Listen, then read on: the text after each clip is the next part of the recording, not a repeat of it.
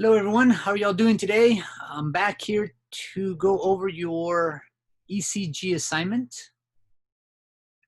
I hope you have had a chance to look over that.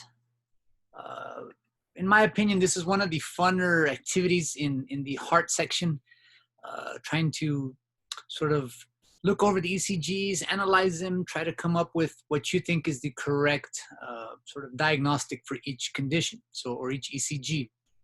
So looking over case one, right? And again, if you have not seen or if you have not gone over the cases yet, don't jump ahead. Don't cheat, basically, right? So try to come up with the correct diagnostic for the ECG cases. Make your best estimate. It doesn't have to be the exact heart rate. It doesn't have to be the exact medical term, but I do hope you can kind of get an idea of what is basically going on in those situations, right? So in case one, right? Case one, I don't have it right here in front of me, but if you have that printout, or if you have the ECG, you can look at the case one. Case one is basically a normal sinus rhythm, right? So we see a P wave, we see a Q, an R, and an S complex. So it's basically a normal rhythm for that ECG. So it's, again, should be a good starting point, a good basis for comparison. So if the ECG looks like case one, you're looking at a really no issue with the heart scenario there. Case two, right? Case two is this. Case two is this designated as an arrhythmia, right? An irregular sinus rhythm. So we do have the P waves, but arrhythmia means that it's not a consistent beat. So if you look at the intervals between the two R spikes, R spikes, R spikes, R spikes, you're going to see that some are shorter or longer than others, right? And that designates then the arrhythmia. So case two, sinus arrhythmia. Case 22, right? 22, we remember that idea of the heart rate. If we have a rate in excess of 100 beats per minute, that's defined as tachycardia. So in tachycardia, we have a very, very fast rate. Because the R spikes are so close together, sometimes we don't see the P waves. They're kind of masked by the very rapid R spikes. So again, something not healthy. If it's because of activity, if it's because of caffeine, something like that, well, okay, that's going to be transient. But if it is at rest, no caffeine, nothing, where the patient has this very rapid tachycardic rate, then we gotta be very conscious of that. Yep. So case 22, ventricular tachycardia. Case 27, I hope you got this one, right? Of all of the ones that you covered, this one would be the most urgent medical emergency, right? Ventricular fibrillation has to be addressed, has to be defibrillated instantly, as rapidly as possible, in order to maintain life in that individual. So this is when you use those big defibrillation paddles, clear. That's when they would use those to jolt the system. This is, again, these are not actual contractions. They're muscular twitches, right? So the muscle's doing this mess rather than that strong systolic, diastolic contraction.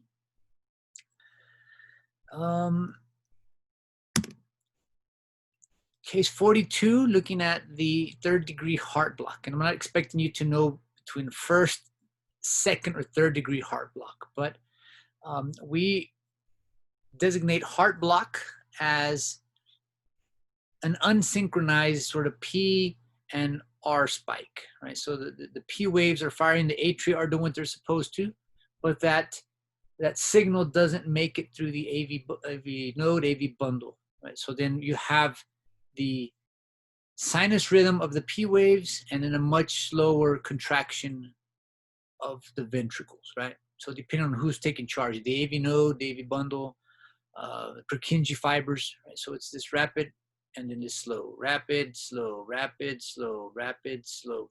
So again, we see P waves with no corresponding R spikes.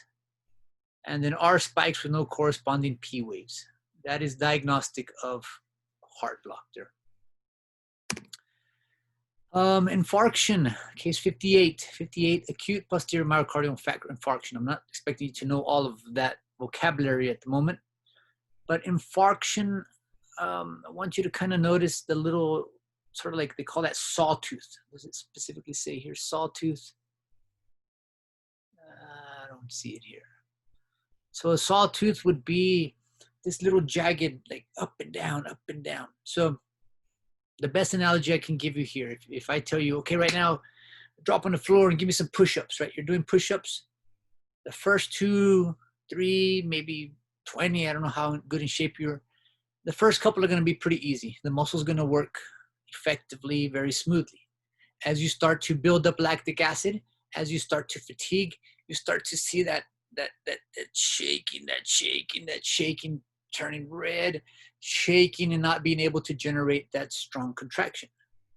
Well, imagine that's happening at the ventricular myocardium. So that myocardium is trying to contract, trying to sort of do its job, but it has that jaggedness to it,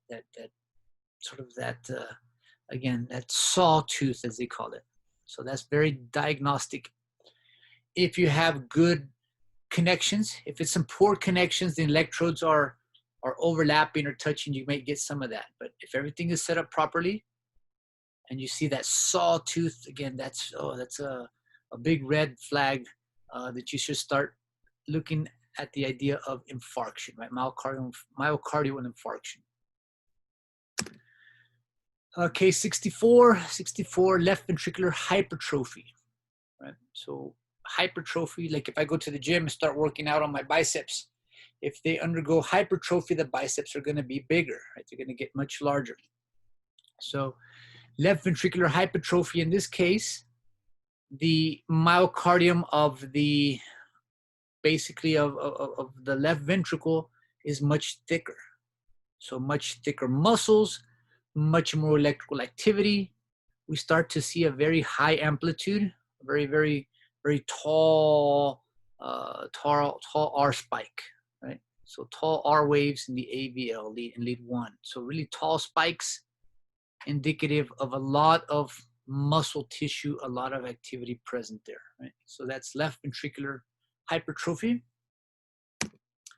And again, that was the cases that I gave you. So compare, see how close you were to the medical condition, and hope you got them right. So I'm going to post this. Keep an eye out for this video and for some announcements on your Pearson site. Okay? So with that, I'm going to conclude this one, and I'll be talking to you again on the next one.